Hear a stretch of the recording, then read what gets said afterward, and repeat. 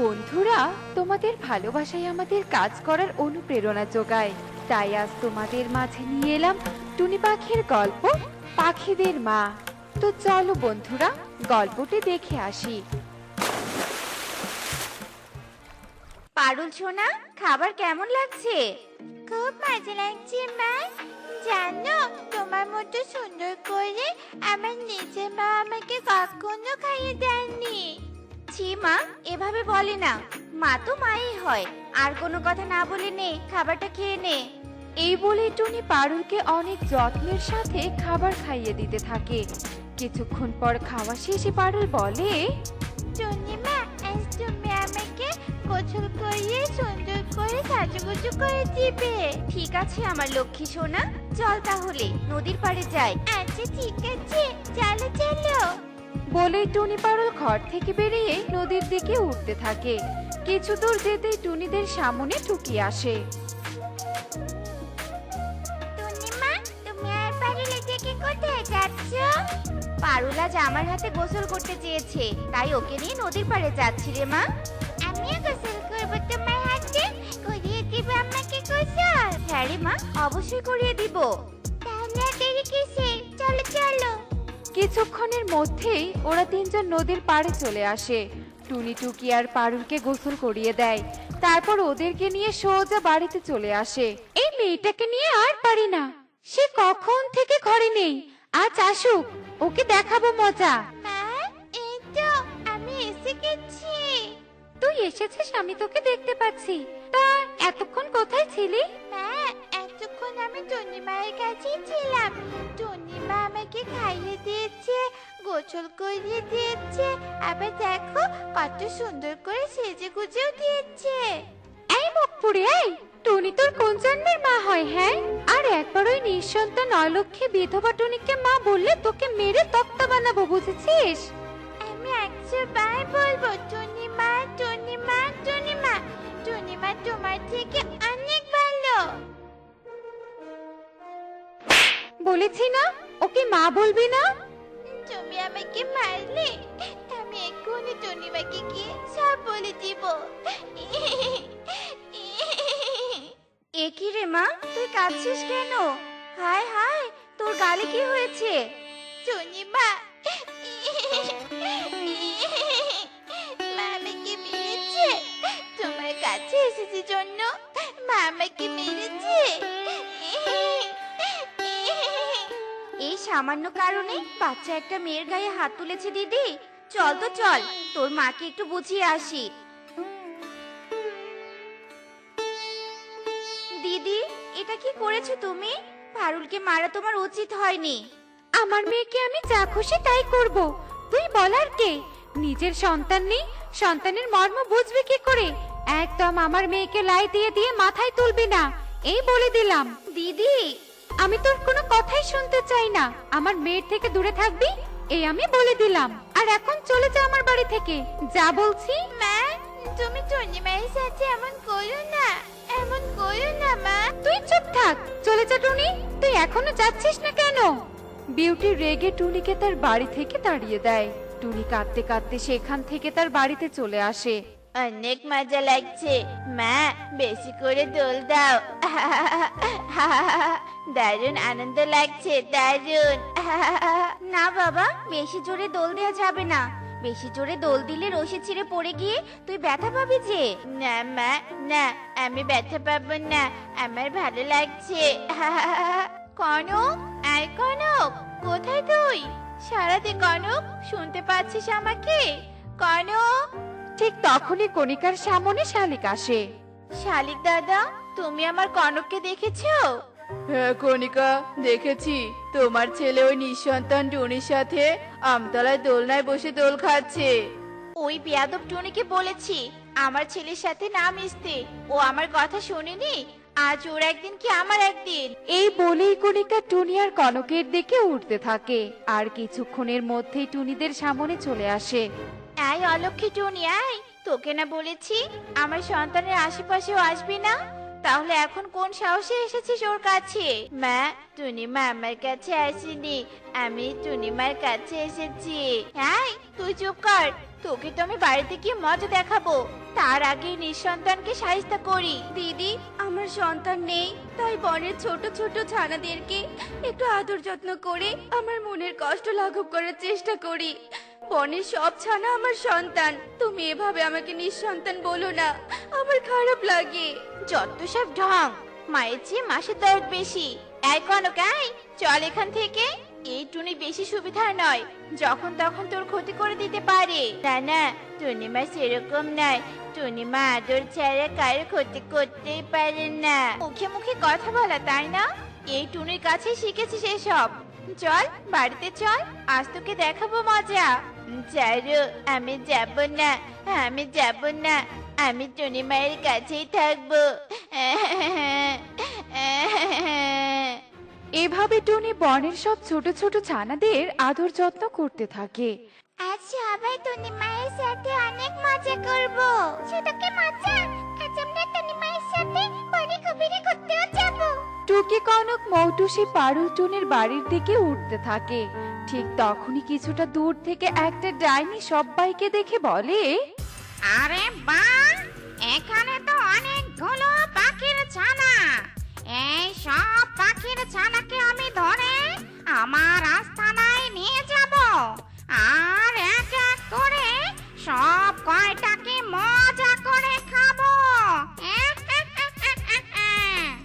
এই বলেই ডাইনি ওদের সামনে চলে আসে।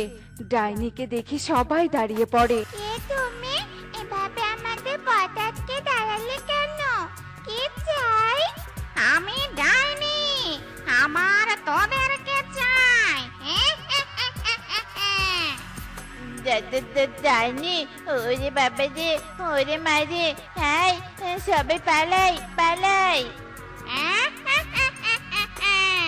বোকা পাখির ছানা, তোরা পালাতে পারবি না। আমি তোদের ধরে আমার আস্তানা পাহাড়ের গুহায় নিয়ে যাব। এই বলে ডাইনি জাদু করে সবাইকে বন্দি করে ফেলে আর সেখান থেকে অদৃশ্য হয়ে যায়। এরপর বেশ কিছুক্ষণ কেটে যায়। একে মোটুসি এখনো ঘরে ফিরছে না কেন? ও তো কখনো এত দেরি করে না। যাই দেখি তো ও কনকের বাড়িতে আছে কিনা। কনিকা দিদি, কনিকা দিদি, মোটুসি কি তোমার বাড়িতে আছে? মোটুসি আমার বাড়িতে থাকবে কি করে? কনকই তো আমার বাড়িতে নেই। সেই কত সকালে ছেলেটা বাড়ি থেকে বেরিয়েছে। আমার তো এখন চিন্তা হচ্ছে ওই টুনি আবার ওদের কোনো ক্ষতি করলো না তো। চলো দিদি, চলো সবাই টুনির বাড়িতে চলো। হ্যাঁ হ্যাঁ চল। এ কি দিদিরা, তোমরা সবাই আমার বাড়িতে কি মনে করে? কি মনে করে এসেছি মানে? আমাদের ছেলে মেয়েদেরকে কোথায় রেখেছিস? কি ক্ষতি করেছিস ওদের সাথে? বল বল, বলছি। কি বলছো এসব? আমি কেন ওদের ক্ষতি করতে যাব? ওরা আমার সন্তানের মতো। আর তার চেয়ে বড় কথা, ওরা তো আজ আমার কাছে আসেইনি। মিথ্যে, তুই মিথ্যে কথা বলছিস। সত্যি করে বল, কি করেছিস ওদের সাথে? নয়তো বিশ্বাস করো দিদি, আমি সত্যি বলছি, আমি ওদের সাথে কিছুই করিনি। এই, এর কথা না শুনে ওকে মারো, তাহলে সব সত্যি বলে দিবে। এই দাঁড়াও দাঁড়াও, টুনি সত্যি বলছে, ও কিছু করেনি। যা করার সব ওই ডাইনি করেছে। ডাইনি? হ্যাঁ ডাইনি। একটা ডাইনি টুকি কনকদের ধরে নিয়ে গিয়েছে উত্তরের ওই পাহাড়ের গুহায়। হাই, এবার ওদেরকে আমরা বাঁচাবো কি করে এদের হাত থেকে? আমি বাঁচাবো, আমার জীবন দিয়ে হলেও আমার সব সন্তানদের আমি রক্ষা করবই করব। আমার সোনারা, আমি আসছি। বলেই টনি উঠতে থাকে আর কিছুক্ষণের মধ্যেই ডাইনি রাস্তানায় পৌঁছে যায়। আমাদের ছেড়ে দাও ডাইনি, আমরা মায়ের কাছে যাব। আমাদের ছেড়ে দাও টুনি মা, বাঁচাও আমাদের, বাঁচাও। তোরা তোর বাবা মায়ের কাছে নয়, আমার পেটে যাবি। আমার সোনারা, আমার সোনারা অনেক কষ্ট পাচ্ছে, ওদের বাঁচাতেই হবে। কিন্তু কিন্তু কি করে বাঁচাবো? টনি এই বলে এদিক সেদিক তাকাতে থাকে। ঠিক তখনই টুনির চোখ পড়ে একটা পাথরের দিকে। টুনি পাথরটা তুলে নিয়ে পেছন থেকে ডাইনির দিকে ছুঁড়ে মারে আর পাথর এসে ডাইনির মাথায় লাগে। ডাইনি কিছু বুঝে ওঠার আগেই মাথা ধরে সামনে থাকা গরম তেলের কড়াইয়ে পড়ে যায়। ডাইনি বিকট চিৎকার করে সেখানে ধ্বংস হয়ে যায়। টুনি মা, আমরা জানতাম তুমি আমাদের বাঁচাতে আসবে।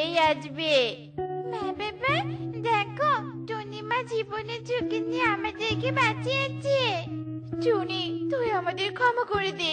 আমরা তোর সাথে অনেক অন্যায় করেছি। তুই আজ প্রমাণ করে দিলি মা না হয়েও অন্যের সন্তানকে মায়ের মতোই আদর যত্ন করা যায়। টুনি, তুই হলি এই বনের সব ছানা পাখিদের মা। দেখলে তো বন্ধুরা, মা না হয়েও অন্যের সন্তানকে মায়ের মতো ভালোবাসা যায়। এমনই সব মজার মজার শিক্ষণীয় টুনি পাখির গল্প দেখতে আমাদের পাশেই থেকো। আর গল্পটি কেমন হয়েছে তা কমেন্টে জানাতে ভুলো না কিন্তু। ওমা, আমি ভীষণ খিদে পেয়েছে, আমাকে কিছু খেতে দাও। আমি যে আর না খেয়ে থাকতে পারছি না মা। মারে, ঘরে তো কোনো খাবার নেই, তোকে এখন কি খেতে দেই বলতো? ভাবছি জমি থেকে কিছু সবজি তুলে বাজারে নিয়ে যাব বিক্রি করতে। সবজি বিক্রি করে যে টাকা পাবো তা দিয়ে কিছু বাজার করে নিয়ে আসবো। তবে তুমি আর দেরি করো না, সবজি নিয়ে বাজারে যাও আর তাড়াতাড়ি বাড়িতে ফিরে এসো, কেমন? আচ্ছা ঠিক আছে রে মা, আমি যাব আর এই আসবো, তুই কোনো চিন্তা করিস না। এরপর টুনি তার জমি থেকে কিছু সবজি তুলে বাজারে নিয়ে যায়। আর কিছুক্ষণের মধ্যেই টুনির সবজি বিক্রি করা শেষ হয়ে যায়। আর টুনি কিছু বাজার করে বাড়িতে ফিরে আসে। মা, তুমি এসেছো? তা বাজার থেকে কি নিয়ে এসেছো আমার জন্য? মারে, সবজি বিক্রি করে তো তেমন টাকা পাইনি, তাই বেশি কিছু নিয়ে আসতে পারিনি। তোর জন্য ছোট দেখে একটা মাছ কিনে নিয়ে এসেছি। অনেক দিন থেকে তোকে তো ভালো মন্দ কিছু খাওয়াতে পারি না, তাই ভাবলাম একটা মাছ নিয়ে যাই। মা, তুমি আমার জন্য মাছ নিয়ে এসেছো? আমি অনেক খুশি হয়েছি। তুমি এখন তাড়াতাড়ি করে আমাকে মাছ ভাজি করে দাও দেখি, আমি মজা করে খাবো। হ্যাঁ রে মা, আমি এক্ষুনি গিয়ে তোর জন্য মাছ ভাজি করে আনছি, কেমন? এরপর টুনি রান্নাঘরে গিয়ে মাছ ভাজি করে আর টুকিকে খেতে দেয়। টুকি মজা করে মাছ ভাজি দিয়ে ভাত খায়। আর এভাবেই সেই দিন কেটে যায়।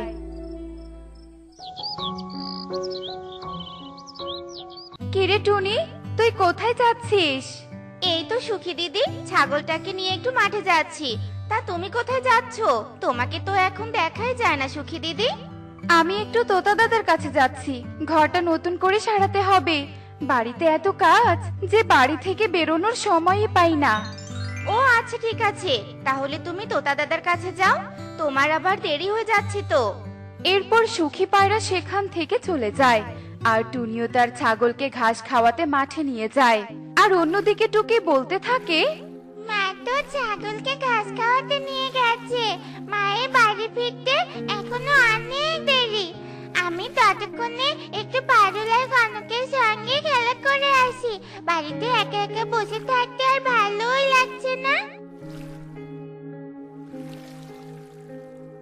পারুল, কনক, তোরা দেখছি এখানেই আছিস। আমি তোদের কাছেই যাচ্ছিলাম রে। তোকে, তুই আবার আমাদের কাছে কেন আসছিলি? তুই তো বাড়ি থেকে বেরিয়ে হোস না।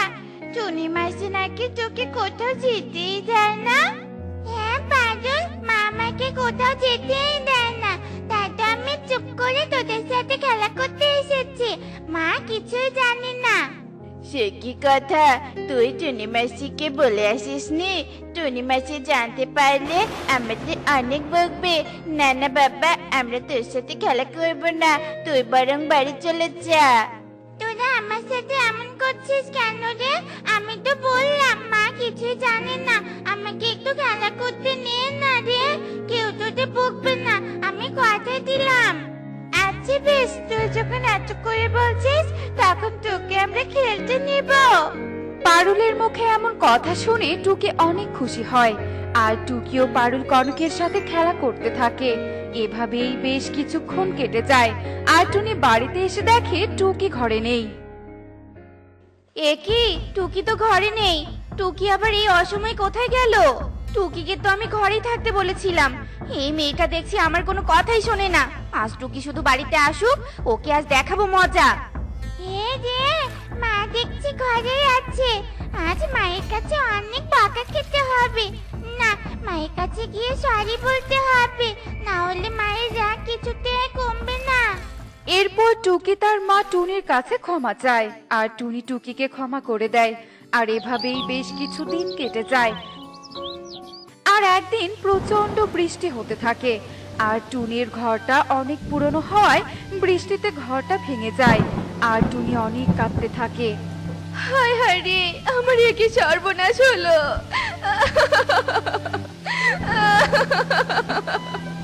এখন মেয়েটাকে নিয়ে আমি কোথায় যাব? আর ছাগলটাকে বা কোথায় রাখবো? হায় হায় রে। মা, আমাদের ঘর, মা, আমাদের ঘরটা তো ভেঙে গেল, এখন আমরা কোথায় থাকবো? চলো মা, আমরা সখী মাসির বাড়িতে যাই, নয়তো কাকলি মাসির বাড়িতে যাই। এই বৃষ্টিতে ভিজলে যে আমরা অসুস্থ হয়ে পড়বো মা। হ্যাঁ রে মা, তুই ঠিক বলেছিস। চল দেখি কারো বাড়িতে একটু আশ্রয় পাই কিনা।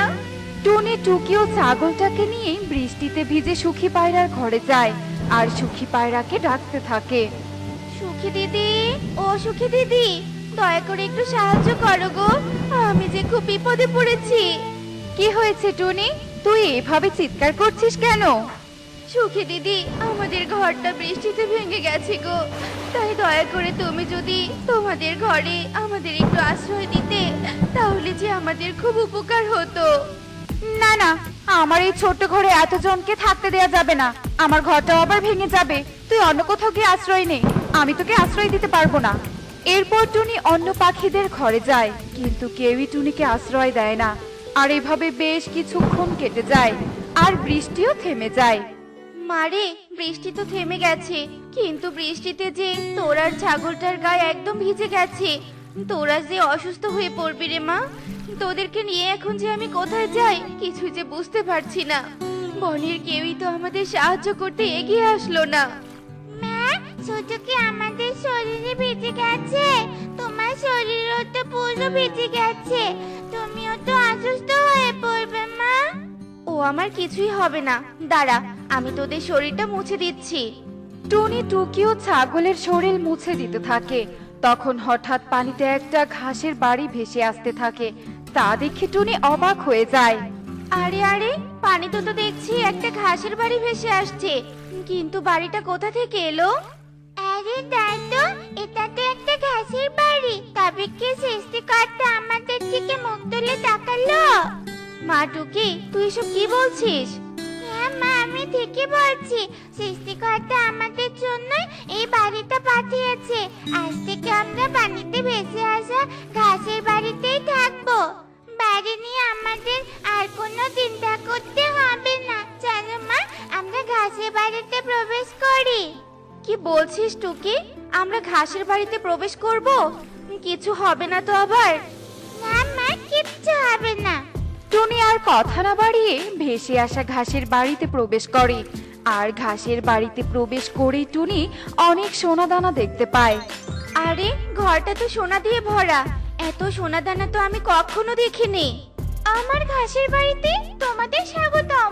তোমরা এই বাড়ি থেকে যত ইচ্ছে সোনাদানা নিতে পারো, তবে একটা কথা, তোমাদের গরিব ও অসহায় পাখিদেরকে সাহায্য করতে হবে। কে কে কথা বলছো? আমি ঘাসের বাড়ি কথা বলছি। তবে তোমরা ভয় পেও না, আমি তোমাদের কোনো ক্ষতি করব না। আমি জানি তোমরা অনেক গরিব, তাই তোমাদেরকে সাহায্য করতে আমি এসেছি। তোমাদের যত ইচ্ছা এখান থেকে সোনাদানা নিয়ে যাও। তোমরা সুন্দরভাবে জীবনযাপন করো এবং গরিব অসহায় পাখিদেরকে সুন্দরভাবে জীবনযাপন করার সুযোগ করে দাও। এরপর টুনি ঘাসের বাড়ি থেকে সোনাদানা নিয়ে গিয়ে সুন্দর একটা বাড়ি বানায় এবং ধীরে ধীরে টুনি ধনী পাখি হয়ে যায় আর অসহায় গরিব পাখিদের পাশে দাঁড়ায়। আর একদিন সুখী পায়রা টুনির কাছে আসে। টুনি, অনেক বড় বিপদে পড়ে তোর কাছে এসেছি, দয়া করে আমাকে ফিরিয়ে দিস না। কি হয়েছে সুখী দিদি, আমাকে সব খুলে বলো তো দেখি। টুনি, কে যেন আমার বাড়িটা ভেঙে দিয়েছে। আমার হাতে এখন কোনো টাকা নেই। তুই যদি আমাকে কিছু টাকা দিতি, তবে আমি নতুন করে একটা ঘর বানাতে পারতাম। ও আচ্ছা, এই ব্যাপার। তুমি কোনো চিন্তা করো না সুখী দিদি, আমি তোমাকে এক্ষুনি কিছু টাকা দিয়ে দিচ্ছি। টুনি, তোকে অনেক ধন্যবাদ আমাকে সাহায্য করার জন্য। একদিন তুই বিপদে পড়ে আমার কাছে এসেছিলি, আমি তোকে ফিরিয়ে দিয়েছি, কিন্তু তুই তা না করে আমাকে সাহায্য করেছিস। তোর এই ঋণ আমি কখনোই ভুলবো না। এ কথা বলে সুখী পায়রা সেখান থেকে চলে যায়, আর টুনি এভাবে অসহায় পাখিদের পাশে দাঁড়ায়। তো বন্ধুরা, আমরা এই গল্প থেকে এটাই শিখলাম যে কাউকে গরিব বলে অবহেলা করতে নেই।